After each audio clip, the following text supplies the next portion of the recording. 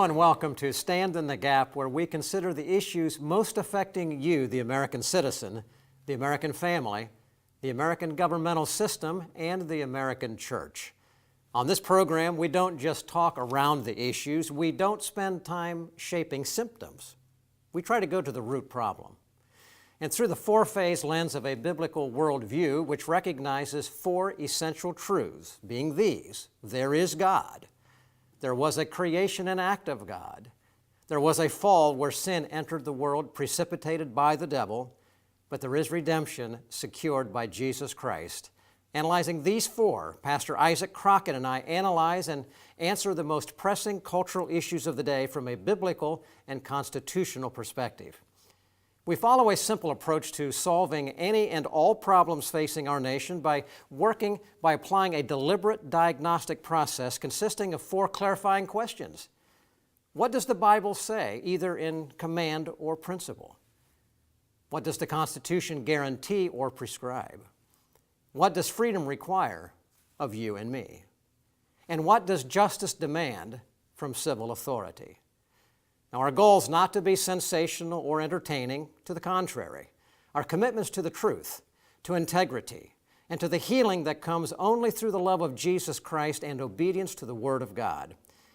Now, we're not going to be unnecessarily complicated, but we will deal with profound ideas. We'll not be dogmatic either, except where the Bible or the Constitution is unchanging.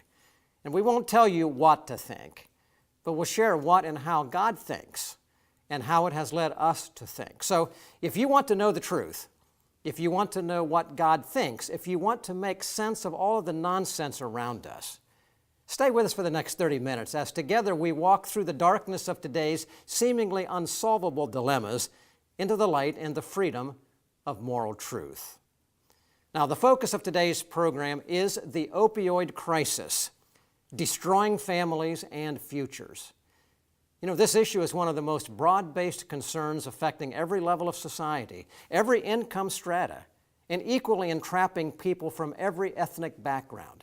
It's an issue that kills over 60,000 people every year and impacting not only individual lives, but entire families and communities extending to our entire nation. Millions of dollars are being spent trying to fix this obvious crisis, but have we really diagnosed the root problem and asked the right questions? Are we just going to spend billions of dollars like we have been doing for scores of years trying to get a handle on the drug trade only to find that it's now worse than ever? Well, in just a minute or two, Pastor Isaac Crockett and I will welcome a special guest, Joel Jakubowski. He's the Vice President for Business Development for the Pennsylvania Adult Teen Challenge located in Rohrer, Pennsylvania, to help us walk through this critical issue as we identify the root problem, how we got to where we are, and then present solutions that will actually work. But before we do that, let's watch just a short video of Attorney General Jeff Sessions in a recent press conference as he announced the commitment of the Trump administration to combat the opioid crisis. Today, we are facing the deadliest drug crisis in American history. We've never, ever seen the death rates that we're having today. 64,000 died last year. Based on our data, the overdose rate continues upward. It would be the highest drug overdose death toll and the fastest increase in that death toll in American history. For Americans under the age of 50, drug overdoses are now the leading cause of death. This crisis is driven primarily by opioids, prescription pain medications, heroin, and synthetic drugs like fentanyl. Fortunately, President Trump has understood the gravity of the situation and has a great passion for this issue. He's taken rare steps on declaring a public health emergency and requested more than $1 billion in anti-opioid efforts in this new budget. Now stay with us. We'll be right back to discuss this issue of the opioid crisis, destroying families and futures. Truth, flexible or permanent? The Bible, ancient history, or powerfully relevant? Culture, a reflection of enlightenment or warning signs? The pastor, commentator, or frontline combatant? Every day, American Pastors Network speaks to these questions where and when they matter. With hundreds of affiliate radio stations nationwide, a website and mobile app screening today's headlines through the twin lenses of the Bible and the Constitution, and a growing network of statewide chapters leading the conversation in cities, small towns, and state capitals. Educating, informing, equipping. This is the American Pastors Network. The time is now to stand in the gap for truth.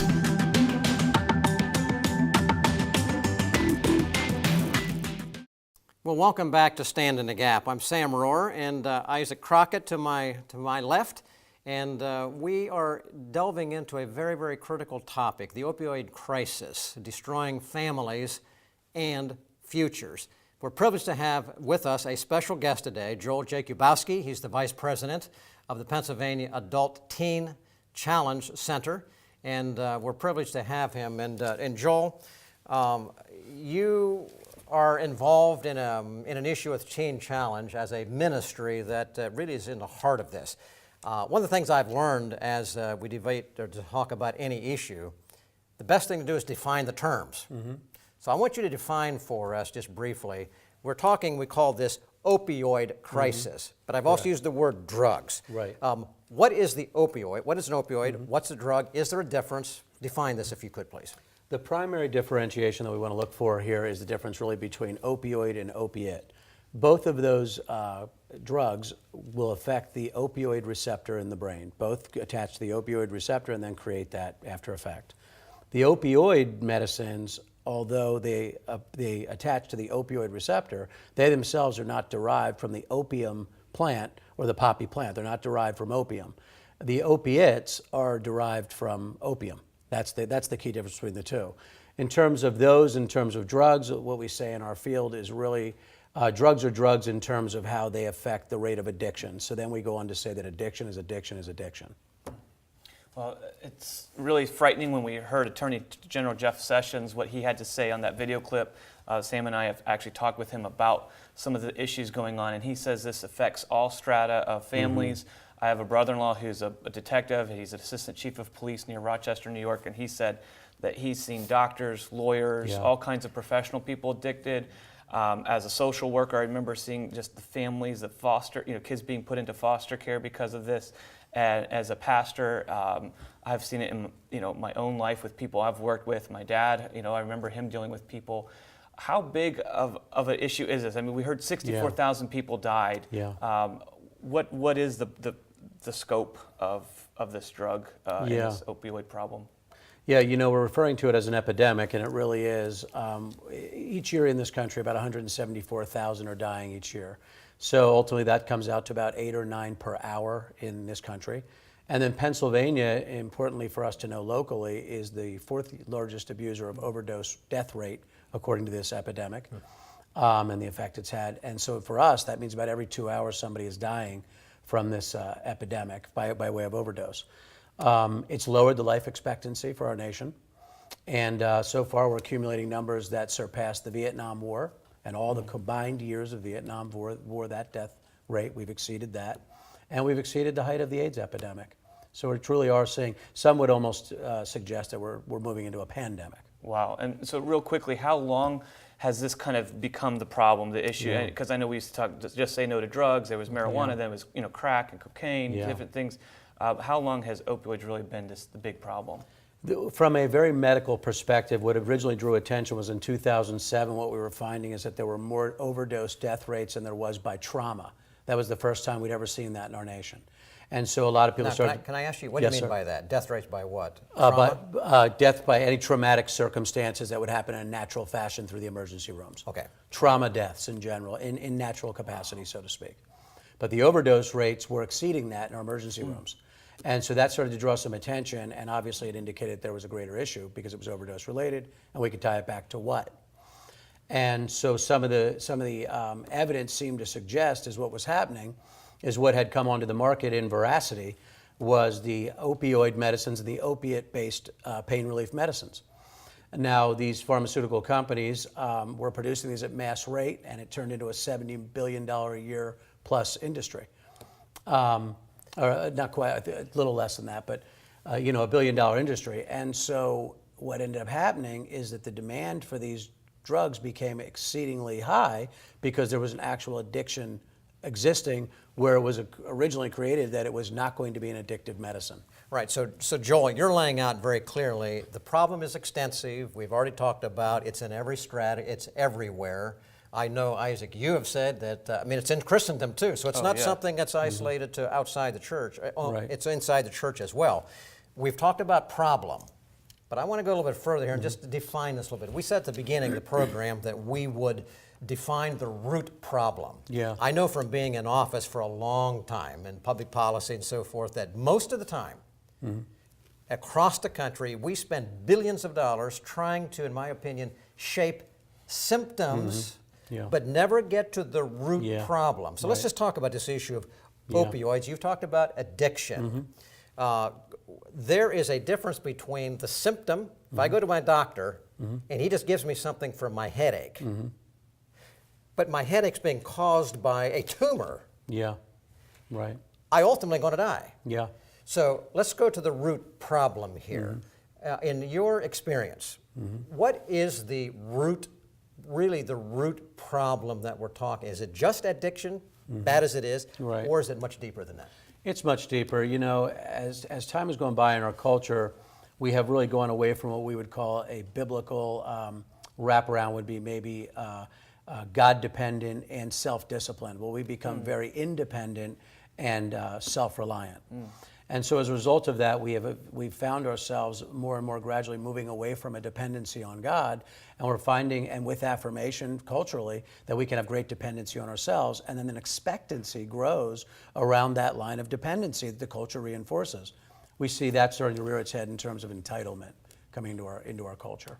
Well, that's interesting, and we don't have time to really go into the details of it, Joel, but a lot of people don't understand that we live in an independent culture. We pride ourselves as Americans to be independent. But in reality, we're dependent on something, either God or we're going to be dependent on something else. Sure. I've come up with an identification for a root problem. Tell me if you agree with this. I've described the opioid and drug-based issue as this. It's a broad-based physical and spiritual bondage resulting from a misdirected natural pursuit for peace or as an escape from pain. Yeah. Would you agree with that? Because as I've looked, Yeah. Joel, people seem to, we all want peace. Yeah. We all want security and a refuge and all of that kind of thing, and we can find a lot of different places, but I don't find that everybody who's become addicted has necessarily gone there because of they're evil necessarily. Right. Talk about that a little bit. Physical bondage, spiritual bondage. Yeah, certainly. I totally agree with you. I think it's a very important thing that we have to be very cautious about, especially even as people of faith, is that we're not relegating people that find themselves addicted as the causation being bad people or moral failing in terms of being a bad person. Certainly the end result can be moral corruption, and I think it's okay to express that because once we're in that lifestyle, it does become exhaustively corrupt in terms of manipulation, lying, deceiving to meet the need. So there certainly becomes a physical dependency. Many who had no intention to move into an intentional desire to even maybe escape reality or escape the hurts of life or even to go into a place of idolatry find themselves prescribed. And many of these upstanding citizens and people of faith prescribed by a doctor, and then for whatever reason, we could say biological, sociological, spiritual, and psychological, and there's a number of reasons on why that person is for lack of a better word, predisposed for whatever reason to finding themselves addicted. Once the addiction comes in, certainly it becomes a bondage. You start to live in a lifestyle seeking completely a freedom from anything that might suggest discomfort. And so it begins to become perpetual and begins to become exhaustive. And eventually we find ourselves where maybe it started as the desire for that chemical, even if it was a willful choice, it ends up as a need. because we have a spiritual oppression, a emotional bankruptcy, and a neurobiological impairment. Wow. And, Joel, you were talking about the word escape. Sam, you said that in your definition of this. You said earlier, feeling entitled, and so many people feel like they are entitled to a life without pain. If they experience a pain, the Bible says that God will make a way of escape for us through Him, but they try to find their own. Sam, what's going on with that? From a biblical perspective, a worldview here, what is the difference in their worldview that causes them to find this escape, as we've been referencing it as? Well, Isaac, I think that's a great question, and that's why I posed it to Joel here, is that God has made every individual with what we'd call a God-shaped vacuum in our lives. He's made us to be dependent, I believe, on Him as the Creator. And that's a biblical worldview we talked with. There is God, there is a creation. God made man in His image, but He made man to worship God, to worship something. Yes. Right, Joel? Yes, sir. And to that extent, we have within us a natural bent towards serving, worshiping something. Well, God would have it that we'd worship Him, Isaac. And He says, worship me. If you do, then there are blessings. If you turn from me, then there are cursings. And I think as a result, the devil, that's where the devil comes in. That's the whole point of there was a fall precipitated by the devil. What did the devil do? The devil stepped in and said, hath God said to Eve? He tempted Eve and said, there's a better way. He tempted her. Well, that better way, I believe we see through life, is any form of idolatry. It can be opiates. It can be alcohol. It can be a host of other things that we worship more than God. And the devil is very, very good about enticing, and that's what we say here, it's a natural pursuit. I really believe it's a natural pursuit of wanting to know who God is and to worship Him, but we get sidetracked, and then we get stuck, and then we end up in bondage, which is the exact opposite of the freedom that we have, which is redemption procured by Jesus Christ. So it's a lie, basically, we have bought into. That's what it is, Isaac. So we have this bondage versus freedom then. And Joel, you, as a pastor, we're all preachers here. As a pastor, what is this? How do we see the bondage part of it, and how versus God's freedom that He had given us? Yeah, we found, like as we were saying earlier, we find ourselves in just a place of total depravity where we really become a stranger to ourselves and to God.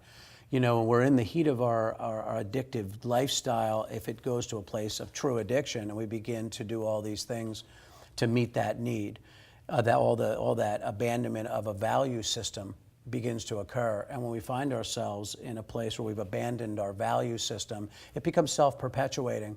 So the authentic man, the man who wants to have freedom, is constantly demanding from the inauthentic, the addicted self, to stop doing these things. Well, the addicted self, the job of that addicted self is to turn off that voice of reality and feeling. And so the more the addicted self hears the authentic self plead for help, the more the addicted self uses to not hear the voice, and it becomes this perpetual cycle, and we become stuck, terribly stuck. Joel, you were talking about the definition of addiction. Yeah. That's a. I think you told me earlier. That's a behavioral change. Yeah, very much. That is controlled by something, whatever it may be. But you've also used the term spiritual bondage. Yeah. And we've talked about that too. Is it possible for someone who is dependent, controlled, addicted to whatever it is? We're talking about opioids today, or drugs, or it could be anything. Is it possible for someone who has an addiction, something that controls them, is it possible for them to have a clear mind spiritually to be able to hear what God is saying? There's a connection there. Explain that. Yeah, no, absolutely right. The book of Hosea actually says alcohol. It says alcohol and prostitution, a life-controlling issue, the satiation of material things beyond God, creating an addiction. But it says clearly that alcohol has robbed my people of their brains. And so it reduces the ability to have a state of logical reasoning. When all day long we're hearing in our minds this great desire from the root of 1,000 different things, that really what addiction means is survival. The message to the brain is survive. Now keep in mind what the parentheses behind that would be then. If you don't use, then you die. So now we have a fear-based response. Fear, we could argue, perhaps is maybe the opposite of God. if we really boil it down. And so we have a very fear-based response that keeps us in the throes of this perpetual cycle of trying to meet that fear by using, which you know what it does, right? It creates more fear. It absolutely does. And ladies and gentlemen, you're listening to Stand in the Gap today. Isaac Crockett and Sam Rohrer, our special guest Joel Jakubowski. When we come back right after this break, we're going to talk a little bit and actually ask Joel to share a little bit of his background, because the position from which he is speaking is from one of personal knowledge. And I think you'll find his story to be remarkable and very, very interesting and encouraging to you.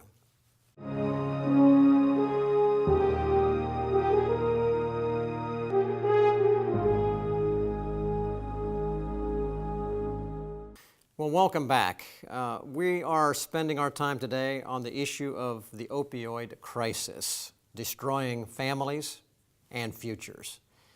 And in this last portion of our program today, I want to go to our special guest, Joel Jakubowski. He's the Vice President for Development at Pennsylvania Adult Teen Challenge. Joel, you are in a position where, as a ministry, you are interfacing with, I would say, thousands, really, Yes, sir. truly, thousands of people that have become addicted to a number of certain things. And God has really given you, as a ministry, a tremendous impact and role. I've been in your facility. I've spoken there. I've gotten to know people, and I've seen many changed lives. But you have actually had a personal experience. Yes, sir. You've experienced some of these things. Could you just give us a little bit of a brief glimpse into your journey from bondage to spiritual freedom? Yeah, absolutely. Not unlike many homes, there's really no perfect homes, but some have great levels of dysfunction. In my home, it was divorce and mental illness. And for me as a young child, it created a bunch of emotional dysregulation. There was no real strong faith direction in my family as well, which may have been super benefit. And so that emotional dysregulation ends up having even a boy reaching for what's going to create that regulation. And at one point for me, it became drugs and alcohol. Specifically, it began with marijuana. And it began to bring balance to that emotional dysregulation. Well, what began for 1 and 2 seasons of maybe casual usage, there's a point at which we find that despite our best effort to say, well, I'm not going to do that this weekend, or I'm not going to use Wednesday, or I'm not going to spend this money, something takes over, and it's undefinable for us at that point. And we realize that something is birthing in us that is greater than us.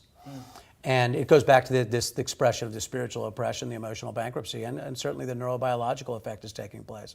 And exactly as you said, Sam, where it started maybe as a desire, and as we said it previously, it really becomes a suggested need. And then it certainly becomes a great level of idolatry and bondage. And we find ourselves stuck. And so at some point we have to decide for ourselves, okay, I need to remove this lifestyle this function from my lifestyle, this drugs and alcohol usage. But for many, what we discover, and which really points to a lot of the low success rates in our culture for resolving this addiction issue, is we tend to focus on removal. And we leave this gaping void. And Sam, you said it best. Human beings are going to worship something, things or God. There's only 2 choices. And so what ends up happening is I remove the drugs and alcohol and I leave this gaping void, but there's no replacement. In a 30-day program, I do not have time for replacement. We can talk about it, but I can't go live it. Not really, and bring back the degree of deficit by replacement. And for many of us, we try to replace our drugs and alcohol with more created things, and we get a very limited result. You can eke out a life of sobriety, but we believe that the replacement through Jesus Christ creates freedom. And we go from the underground of addiction to the level ground of treatment and ministry to the higher ground of a relationship with Jesus Christ. And it produces a sense of freedom, because that's the replacement. Christ shaped all. Such an amazing, awesome testimony of what God did. Just to go back on that, you said you were quite young when, marijuana, for example. How old were you when you were first introduced, I guess, to drugs? And then what kind of was that enticement that led you into it?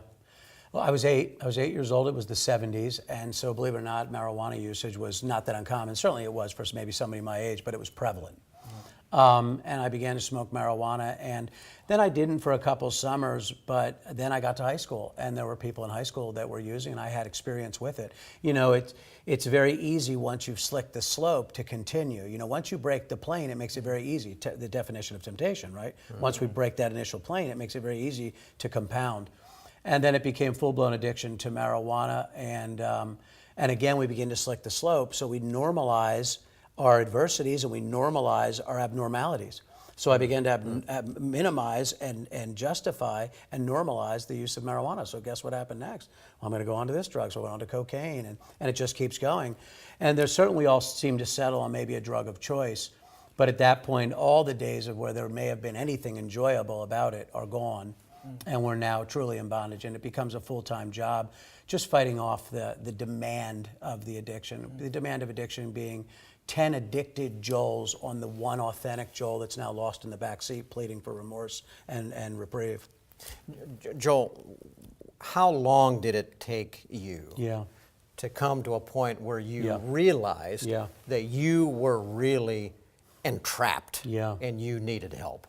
Yeah, I had gotten to a place in my life where, as I was saying earlier, I think I was get asked, you know, I tried to create all kinds of sanctions around it and could not, and started to realize it's bigger than me. And so, believe it or not, for many of us, what happens in that moment, because we have such a great fear and lack of confidence that we can be something else, is we resign to it.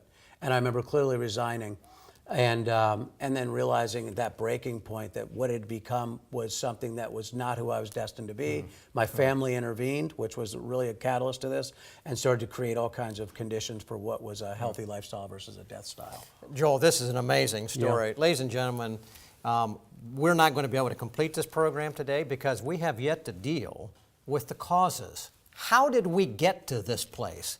And then, most importantly, the solutions. How do we get out of where the mess we're in? And I will tell you that there are answers. God's Word holds it. We're going to talk about that when we come back in the next program in part 2 of the Opioid Crisis, Destroying Families and the Future.